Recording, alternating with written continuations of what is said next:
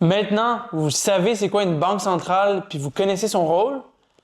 Mais surtout, là, on va parler de son arme principale, le taux directeur. Donc, parlons du fameux taux directeur. Le taux qu'on appelle aussi le Federal Fund Rate aux États-Unis.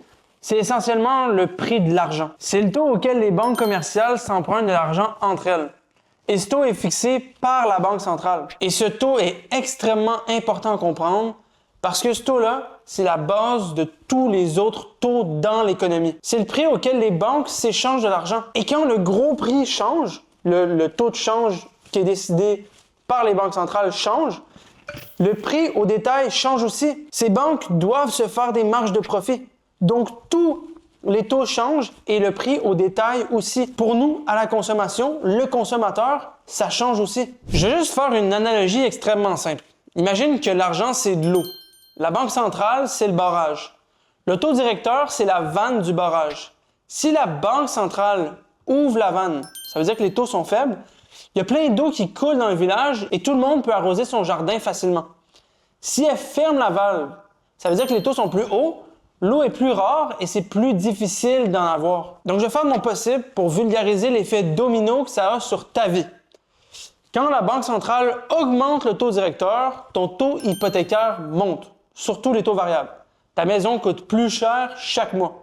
Ton prêt auto coûte plus cher, le prêt pour ton automobile coûte plus cher, ta carte de crédit coûte plus cher, les entreprises empruntent moins parce que c'est plus coûteux, et elles investissent moins et embauchent moins parce qu'elles ont moins de capitaux. Les consommateurs, eux, dépensent moins parce qu'il y a une plus grosse partie de leur argent qui part dans le remboursement des dettes parce que la dette coûte plus cher et ça fait en sorte que l'économie ralentit. Et quand ils font ça, c'est exactement l'objectif.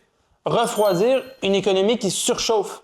On l'a vu après la COVID, quand on a ouvert le robinet de l'argent, on a imprimé énormément d'argent, on a baissé les taux pendant la COVID pour faciliter les gens à survivre à cette période un petit peu incertaine. Et en 2022, on a dû resserrer les taux parce qu'on avait dépensé beaucoup trop, mais surtout, l'inflation avait extrêmement augmenté. Et quand la Banque centrale baisse le taux directeur, c'est l'opposé. Emprunter coûte moins cher, les gens achètent des maisons, des voitures, les entreprises investissent, embauchent, et surtout, l'économie, elle accélère. Donc attention, si on accélère trop longtemps, on crée des bulles, et des bulles d'inflation, comme ce que je viens d'expliquer avec ce qui s'est passé en 2022, après la période COVID. C'est pour ça que les banques centrales doivent constamment ajuster. Donc, concept super important, et vraiment, si vous avez des questions, n'hésitez pas à les poser. Le taux directeur influence directement ton portefeuille d'investissement. Quand les taux sont en hausse, les actions de croissance souffrent. L'argent coûte plus cher.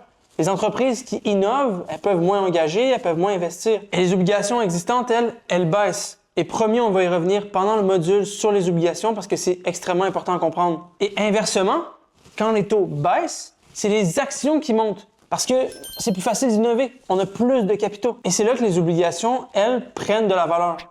Donc, comprendre les taux, c'est comprendre le marché et c'est extrêmement important. Donc, retenez bien, s'il vous plaît, le taux directeur, c'est égal au prix de l'argent et ça influence toute ta situation financière. Quand les taux montent, l'économie ralentit. Quand les taux baissent, l'économie accélère. Et c'est le levier de la Banque centrale. Donc, le taux directeur, c'est l'outil classique de la Banque centrale, mais parfois, ça ne suffit pas. Et là, les banques centrales sortent les gros canons. On va vous les expliquer.